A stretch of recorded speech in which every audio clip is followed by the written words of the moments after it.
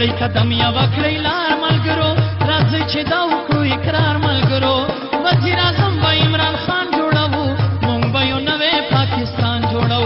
وزیر اعظم به عمران خان جوړو مونږ به یو نوې پاکستان جوړو